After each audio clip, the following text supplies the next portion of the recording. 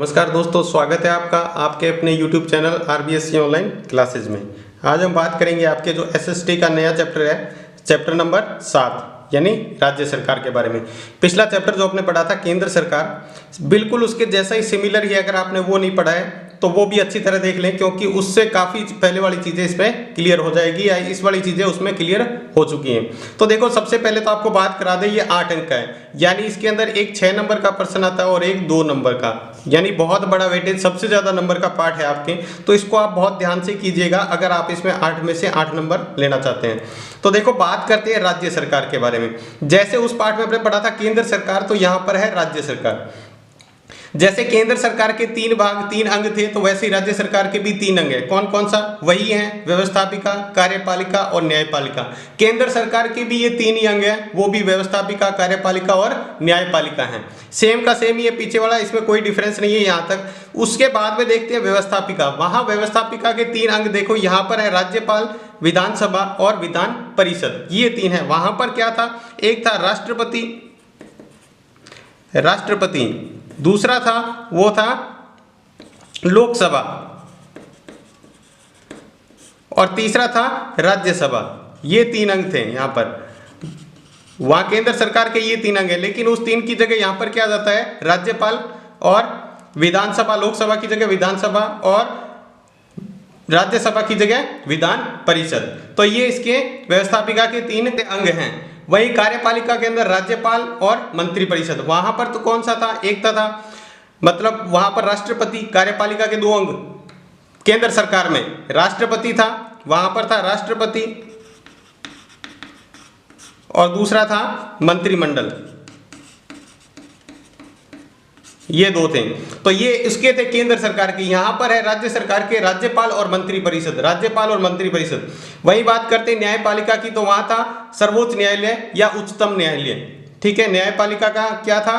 सर्वोच्च न्यायालय या उच्चतम न्यायालय। यहां पर न्यायपालिका का जो भाग है वो है उच्च न्यायालय, यानी जिसको अपन कहते हैं हाई कोर्ट। वहां पर था सुप्रीम कोर्ट। अब देखो, अपन इसके बारे में पढ़ेंगे पहले व्यवस्थापिका के बारे में। तो व्यवस्थापिका में देखो, अपन पढ़ते हैं विधानमंडल। विधानमंडल का गठन, यानी विधानमंडल क्या है? इन तीनों को मिलाकर विधानमंडल बनता है। किस किस को? राज्यपाल, विधानसभा और विधान परिषद, तीनों को मिलाकर क्या बनता है? विधानमंडल बनता है। तो देखो, आगे देखते हैं राज्य विधानमंडल का गठन। राज्य विधानमंडल किससे? तीनों से, ऊपर वाले तीनों। किस किस से? एक तो राज्यपाल, विधानसभा और विधान परिषद, तीनों से मिलकर क्या बनता है? विधानमंडल। अब देखो, भारतीय संविधान के अनुच्छेद 168 के अनुसार, कौन सा अनुच्छेद? 168 के अनुसार प्रत्येक राज्य में एक विधानमंडल होगा। प्रत्येक राज्य का, अपने राज्य जितने भी हैं, पहले 29 थे, अब कितने हैं? 28। तो 28 के 28 राज्यों में क्या है? विधानमंडल होगा ही होगा। जो राज्यपाल और कुछ राज्यों में 2 सदनों से, यानी एक तो राज्यपाल तो फिक्स है ही है, उसके अलावा कुछ में तो दोनों सदन है, यानी विधानसभा और विधान परिषद। कुछ में एक ही होता है सिर्फ, कौन सा? विधानसभा। तो देखो, कुछ राज्यों में दोनों सदन तथा कुछ राज्यों में एक सदन से मिलकर बनता है। ये जो विधानमंडल है, राज्यपाल और इसके अलावा या तो दोनों सदन होते हैं या एक सदन। जिसमें दोनों सदन होते हैं उसमें कौन कौन सा? विधानसभा और विधान परिषद दोनों होते हैं। और जिसमें एक ही होता है उसमें कौन सा होता है? सिर्फ विधानसभा होता है। सिर्फ में एक होता है, उसमें विधानसभा होता है। इसके बाद देखो, द्विसदनात्मक व्यवस्थापिका वाले राज्य। भारत के अंदर ऐसे कौन से राज्य हैं जिसमें द्विसदनात्मक दोनों सदन हैं? कौन कौन से? विधानसभा और विधान परिषद। देखो, उत्तर प्रदेश, जम्मू कश्मीर, महाराष्ट्र, कर्नाटक, बिहार, आंध्र प्रदेश, तेलंगाना। ये 7 राज्य हैं पूरे भारत के अंदर, जिसमें केवल 7 राज्य, यानी 29 में से अब 28 में से, यानी आपके पर्सन 29 राज्य के हिसाब से करना है, आपको 28 के हिसाब से नहीं करना है। अभी 29 राज्य में अभी बात करें तो 29 में सिर्फ 7 राज्य ऐसे हैं जिसमें क्या है? द्विसदनात्मक व्यवस्थापिका है, जिसमें विधानसभा और विधान परिषद दोनों हैं। बाकी इसके अलावा बचे हुए सभी राज्यों में केवल एक ही सदन है, और वो है विधानसभा। देखो, इसको ट्रिक से याद कर सकते हैं। ट्रिक क्या है? जम्मू ते आम बिकाऊ है। तो देखो कैसे याद करेंगे? जम्मू से हो गया जम्मू कश्मीर, ते से हो गया तेलंगाना, आ से हो गया आंध्र प्रदेश, मैं से हो गया महाराष्ट्र, ठीक है। उसके बाद बी से हो गया बिहार, का से कर्नाटक और ऊ से उत्तर प्रदेश। देखो, जम्मू कश्मीर, तेलंगाना, आंध्र प्रदेश, महाराष्ट्र, बिहार, कर्नाटक और उत्तर प्रदेश, 7 के 7 राज्य इससे याद रख सकते हैं। तो ये थे द्विसदनात्मक। बाकी सभी राज्यों में क्या है? केवल एक सदनात्मक है, जिसमें सिर्फ कौन कौन सा है? एक तो राज्यपाल तो है ही है, उसके अलावा सिर्फ एक ही है, वो है विधानसभा। इसके बाद देखते हैं विधानसभा का गठन कैसे होता है। जैसे अपने उसमें पढ़ा था लोकसभा का गठन, वैसे ही अपन पढ़ेंगे विधानसभा का गठन कैसे होता है, यानी कैसे बनती है। तो आपको पता है लोकसभा को भी प्रथम सदन या निम्न सदन या लोकप्रिय सदन कहते हैं, तो यहाँ विधानसभा को भी क्या है, अपन दोनों ही नाम से पुकार सकते हैं इसको, तीनों नाम से। प्रथम सदन भी कहते हैं विधानसभा को, निम्न सदन भी कहते हैं और लोकप्रिय सदन भी इसको कहते हैं। अब देखो सदस्यों की संख्या कितनी होती है, उसके अंदर अपने बात की थी कितनी होती है, 552। तो यहां पर अपन बात करें सदस्यों की संख्या, तो संविधान के अनुच्छेद 170 के अनुसार यहां न्यूनतम और अधिकतम सदस्यों की संख्या निश्चित की गई है, यानी न्यूनतम इतने सदस्य हो सकते हैं और अधिकतम इतने हो सकते हैं। तो राज्य की विधानसभा के सदस्यों की अधिकतम संख्या 500 हो सकती है और न्यूनतम कितनी हो सकती है, 60। किसी भी राज्य के अंदर अधिकतम जो विधानसभा के सदस्यों की संख्या 500 हो सकती है, 500 से ज्यादा किसी राज्य में नहीं हो सकते, और कम से कम 60 हो सकती है। आपने राजस्थान की बात करें तो राजस्थान के अंदर विधानसभा के कितने सदस्य हैं, 200 सीटें हैं विधानसभा की अपने राजस्थान के अंदर।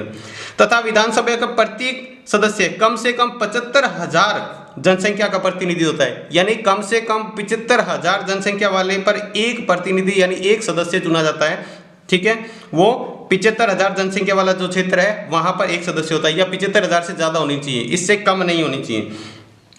उसके बाद बात करें स्थान आरक्षण, 95वें संविधान संशोधन के अनुसार जनवरी 2020 तक राज्यों के विधानसभाओं के अनुसूचित जातियों तथा जनजातियों के लिए स्थान को आरक्षित की व्यवस्था की गई है। यानी आपने जनवरी 2020 तक जो अभी चला गया है, अभी गया है तक राज्यों के विधानसभाओं की अनुसूचित जातियों और जनजातियों के लिए स्थान आरक्षित किया गया।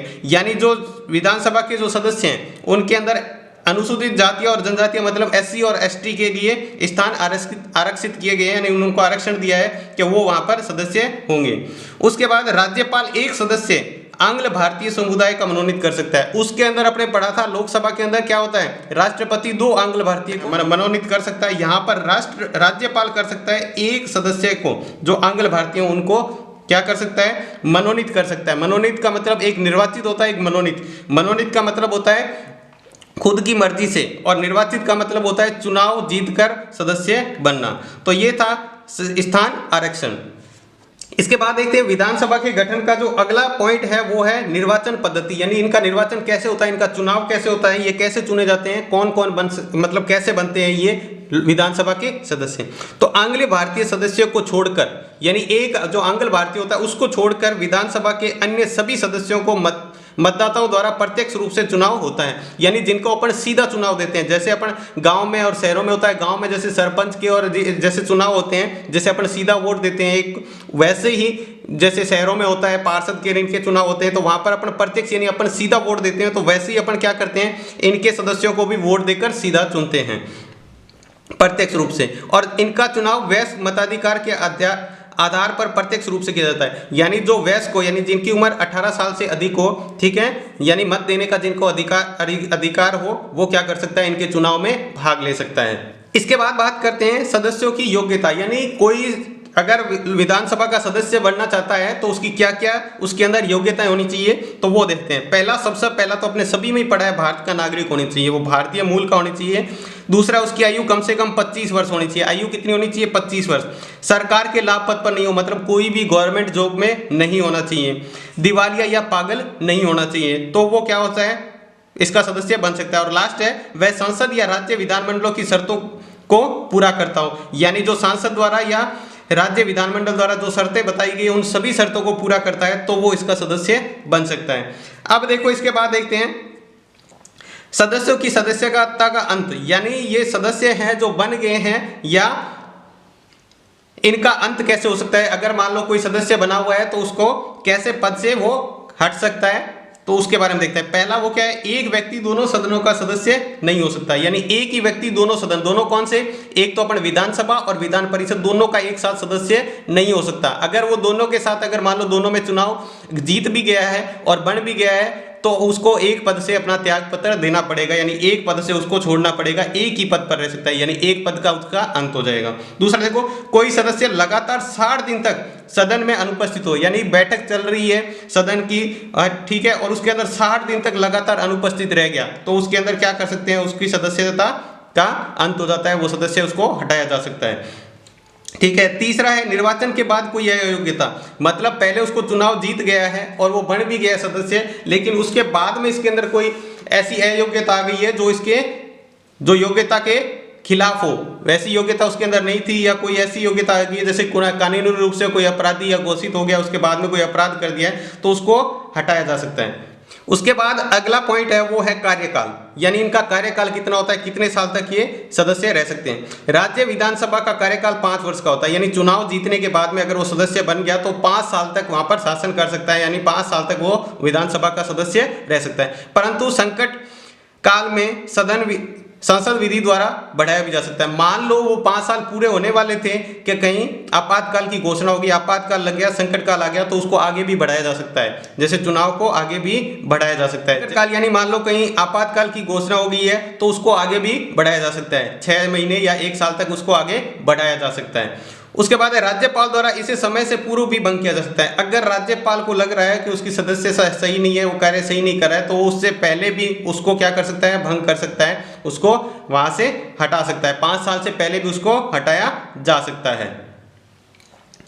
उसके बाद है पदाधिकारी, कौन कौन से इसके अंदर अधिकारी होते हैं, तो वो अपने उसके अंदर भी पढ़ा था, जो पहले केंद्र सरकार वाला पार्ट पढ़ा था, उसके अंदर भी 2 पदाधिकारी थे, एक तो था अध्यक्ष और एक उपाध्यक्ष, तो इसी में भी वो दोनों ही हैं। तो देखो पहला वाला पार्ट अगर आपने अच्छी तरह किया है तो लगभग सारा का सारा सिमिलर चल रहा है, तो दोनों पार्ट इससे क्लियर हो रहे हैं। तो पहला है देखो राज्य विधानसभा के 2 मुख्य पदाधिकारी होते हैं, कितने, 2, एक होता है अध्यक्ष और एक होता है उपाध्यक्ष। तो देखते हैं जो विधानसभा का अध्यक्ष है उसके कार्य क्या है और उनकी शक्तियां क्या है, यानी वो क्या कार्य करता है और उसके अंदर क्या क्या उसके अंदर शक्तियां हैं, यानी क्या क्या उसकी पावर है, उसके बारे में। तो विधानसभा की बैठक की अध्यक्षता तथा संसद की कार्यवाही का संचालन करता है, यानी जो विधानसभा की बैठकें होती है उन बैठक में अध्यक्ष तो होता ही होता है, क्योंकि अध्यक्ष है तो उनकी अध्यक्षता करेगा। और दूसरा है संसद की कार्यवाही का संचालन, यानी संसद के अंदर जो भी कार्यवाही होती है उसका संचालन करता है, उसको पूरी तरह से संचालित तो वही करता है। संसद में शांति तथा व्यवस्था बनाए रखना, यानी वो संसद के अंदर शांति और व्यवस्था बनाए रखता है। संसद का सदस्य अध्यक्ष की आज्ञा से ही भाषण देता है। अगर मान लो संसद के अंदर कोई अध्यक्ष भाषण देता है तो पहले उसको क्या है, संसद का सदस्य अगर कोई मान लो भाषण देता है तो पहले उसको अध्यक्ष से आज्ञा लेनी पड़ती है, यानी अध्यक्ष आज्ञा देता है तभी वो भाषण दे पाता है। वह असंसदीय या अशिष्ट शब्दों को निकालने का आदेश दे सकता है। अगर मान लो कोई भाषण के अंदर ऐसे शब्द यूज किए गए हैं जो अनुचित शब्द हैं, यानी वो भाषण के अंदर यूज नहीं कर सकते, उनको असंसदीय या अशिष्ट शब्द कहते हैं, उनको भाषण से निकालने की भी आदेश दे सकता है कि ये शब्द आप यूज नहीं करते, आपको इस भाषण से ये शब्द निकालने पड़ेंगे, यानी वो भाषण से वो शब्द हटाने पड़ते हैं, उसकी जगह दूसरे शब्द यूज करने पड़ते हैं। अगला है वह संसद की कार्यवाही का क्रम निश्चित करता है, यानी संसद की कार्यवाही का क्रम किस तरह से होगा, किस तरह से संचालन होगा, कब भाषण होगा, कब उसका निर्णय होगा, वो सारा का सारा उसके अनुसार करता है, वो अध्यक्ष करता है। वह प्रश्नों को स्वीकार व अस्वीकार कर सकता है। मान लो कोई भाषण के अंदर कोई प्रश्न अपने रखे गए हैं किसी सदस्य द्वारा, तो उसको स्वीकार कर सकता है, या कौन सा प्रश्न वो स्वीकार करे या कौन सा प्रश्न स्वीकार करने के लिए कौन सा नहीं, तो वो कौन कार्य करता है, अध्यक्ष करता है।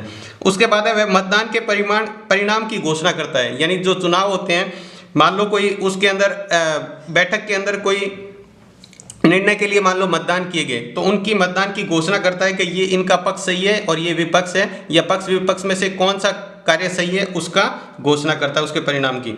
पक्ष व विपक्ष में समान मत आने पर निर्णायक मत देता है। अगर मान लो पक्ष और ऐसा विधेयक कोई जारी किया जिसके अंदर पक्ष और विपक्ष दोनों के वोट बराबर हो गए, ठीक है, तो फिर निर्णायक मत कौन देगा, यानी दोनों बराबर है, मान लो दोनों ने 100 वोट दे दिए, तो अब एक वोट बचा है, जो भी वोट जिधर जाएगा वो जीत जाएगा, यानी वो विधेयक जारी हो जाएगा, यानी वो बिल जारी हो जाएगा।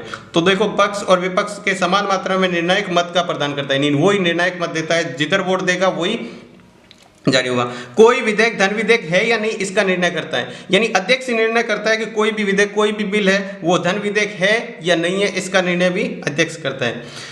दल बदल संबंधी याचिकाओं पर निर्णय देता है, यानी दल बदल यानी पार्टी बदलने वाली जो याचिकाएं होती है उनके ऊपर भी निर्णय कौन देता है, वो ही अध्यक्ष देता है। तो ये थे अध्यक्ष के कार्य और शक्तियां, जो विधानसभा के अध्यक्ष होते हैं उसके कार्य और शक्तियां।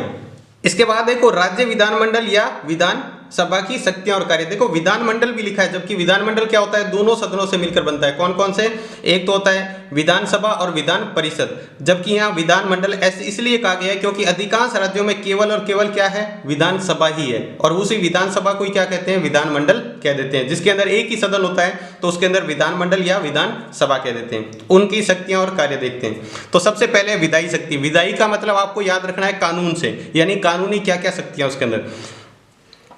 तो राज्य विधानसभा को राज्य सूची तथा संवर्ती सूची के विषयों पर कानून बनाने की शक्ति प्राप्त है। यानी वो राज्य सूची और संवर्ती सूची के जो विषय हैं, यानी जो राज्य की राज्य सूची और संवर्ती सूची के जो विषय हैं उन पर कानून बनाने की शक्ति है, उनके पर वो कानून बना सकते हैं। साधारण विधेयक किसी भी सदन को प्रस्तावित किया जा सकता है, यानी साधारण विधेयक है तो वो किसी दोनों सदनों में से किसी भी सदन में प्रस्तावित किया जा सकता है। दोनों सदन कौन से, एक तो होता है विधानसभा और एक होता है विधानसभा परिषद, दोनों में से किसी एक सदन में प्रस्तावित किया जा सकता है।